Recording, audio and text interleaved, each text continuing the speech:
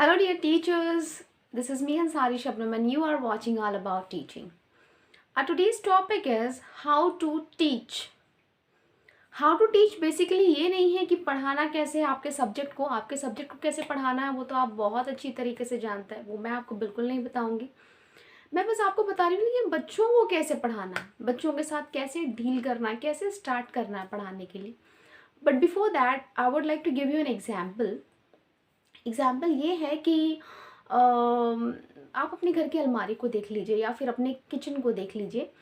Kitchen और अलमारी का एग्जाम्पल इसलिए मैं ले रही हूँ ना कि ये चीज़ें जो है वो हम एवरीडे यूज़ करते हैं और इससे मुझे लगता है ना कि आपका ये जो कॉन्सेप्ट होगा ना वो ज़्यादा अच्छे से क्लियर हो पाएगा।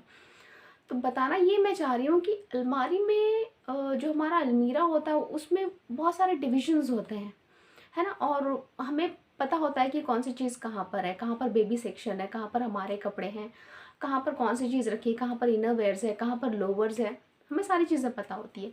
Same way in the kitchen हमें सब पता होता है कि कौन से डब्बे में कौन सी चीज़ रखी है, किस डब्बे में कौन सा मसाला, कहाँ पर क्या रखा हुआ है, सब कुछ हमें पता होता है। Just imagine for a moment कि आपकी अलमारी को पूरा किसी ने तहस नहस करके रख दिया है, सारी चीज़ें यहाँ से वहाँ कर दी है और बस किसी तरह से अलमारी को फिल कर दिया है।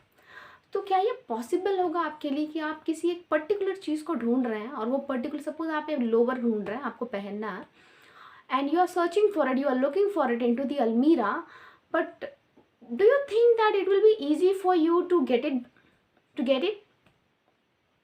Your answer would be no. बिल्कुल ही आसान नहीं होगा।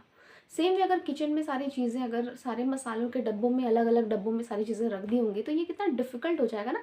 सपोज़ कि सेम कलर्स के डब्बे हैं या डिफरेंट भी अगर हैं, लेकिन अगर चीज़ें अगर अलग कर दी जाए, कहीं की कहीं अगर रख दी जाए, तो ये आपके लिए कितना डिफ़िकल्ट हो जाएगा सर्च करना, अगर आप किसी चीज़ को, किसी एक पर्टिकुलर चीज़ को सर्च कर रहे हैं। तो यही चीज़ें होती है हमारे साथ, हमारे बच्चों के साथ क्या होती है, कैसे हम इसको रिलेट करेंगे। रिलेट इस तरह से करना है कि किसी दिन ऐसा हुआ कि हमने प्लानिंग नहीं कर रखी and we have just started the class somehow और ब्ला ब्ला ब्ला ब्ला करके लेक्चर दे करके हमने किसी तरह से तो बस जान छुड़ा ली और लेक्चर ख़त्म हो गया and we went out of the class. Next day जब हम आते हैं, नेक्स्ट डे फिर हम जब क्वेश्चन करते हैं बच्चों से, we are well prepared now, हमने पूरा प्रिपरेशन कर लिया कि कल का जो हमने पढ़ाया था उसका रिकैप लेना है और रिकैप के साथ साथ हमें नया वाला जो हमारा कंटेंट है उसको हमें पढ़ाना भी है, फिर उसका इवैल्यूएशन करना है, होमवर्क देना है। फाइनली हम उसी प्लानिंग के साथ आते हैं next day and next day we start asking questions about the previous class that we have taught, जो कि हमने रैंडमली किसी तरह से कर लिया था। When we ask the students the questions about that part, students are not able to answer. बच्चे वहाँ पर आंसर नहीं कर पाता है। क्यों? क्योंकि कल जो आपने पढ़ा था वो बस किसी तरह थ्रो कर दिया था, that was just bombarded into their mind, और वो दिमाग पे तो गया है कुछ पार्ट, बट वो कहाँ पर है दैट इज़ नॉट रिट्रीवेबल, वो रिट्रीव नहीं कर पा रहा है बच्चा। वो उसी तरह से है जिस तरह से आपको मैंने अलमीरा का सीन बताया था कि आप उसको रिट्रीव नहीं कर पाते हैं, तो वहीं पर, लेकिन आप उसको इजीली रिट्रीव नहीं कर पाते हैं। तो इसीलिए बहुत ज़्यादा ज़रूरी है कि आप अपने क्लास को वेल प्लान्ड करें। और आपने वेल प्लान किया हुआ बट बच्चे उस मूड में नहीं हैं, तो बच्चों को आपको पहले मूड में लाना है। You have to make an environment of learning, आपको एक लर्निंग का एनवायरनमेंट बनाना है। अब वो किस तरह बनाना है उसके लिए तो आप काफ़ी समझदार हैं, आप जानते हैं कि कैसे बनाना है। चाहे आप उसको ब्रेनस्टॉर्मिंग करके कराइए कीजिए, या फिर कुछ ऐसे एस्टॉनिशिंग फैक्ट बताइए, या फिर आप स्टोरी टेलिंग कर लें, या कोई छोटी सी एक राइम बता दें, कोई पोएम बता दें, कोई अपने लाइफ का इंसिडेंट बता करके आप अपने क्लास को स्टार्ट कर सकते हैं। क्लास को स्टार्ट करने के लिए सबसे पहले ज़रूरी है कि क्लास के एनवायरनमेंट को हम लर्निंग एनवायरनमेंट में बदल दें, लर्निंग एनवायरनमेंट में तब्दील कर दें। और एक बात हमेशा याद रखें पढ़ाने से पहले कि बच्चों को, जब आप बच्चे थे, जब you were a student, what kind of teacher did you like?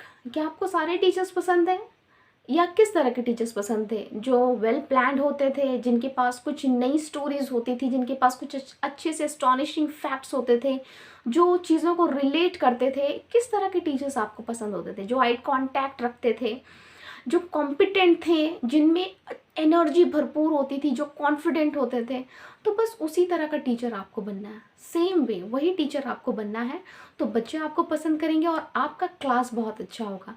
तो इसी के साथ मैं विदा लेती हूँ आपसे, और मुझे लगता है कि मेरी ये वीडियो आपके लिए यूज़फुल रही होगी। और कहीं कोई पार्ट अगर आप रिलेट कर पा रहे हैं और आपको अच्छा लगा, तो वीडियो को ज़रूर एक लाइक दे दें, और इसी तरह की टीचिंग टिप्स के लिए मेरे चैनल को सब्सक्राइब कर लें और बेल आइकन को प्रेस कर दें, ताकि आपको आने वाली वीडियो की नोटिफिकेशन मिलती रहे। और मुझे ज़रूर सपोर्ट करें, ताकि मुझे पता चले कि मुझे इस तरह की वीडियोस डालनी चाहिए या नहीं डालनी चाहिए। मैं अपनी एक्सपीरियंस के थ्रू बता रही हूँ। Please help me and support me. Bye everyone, take care.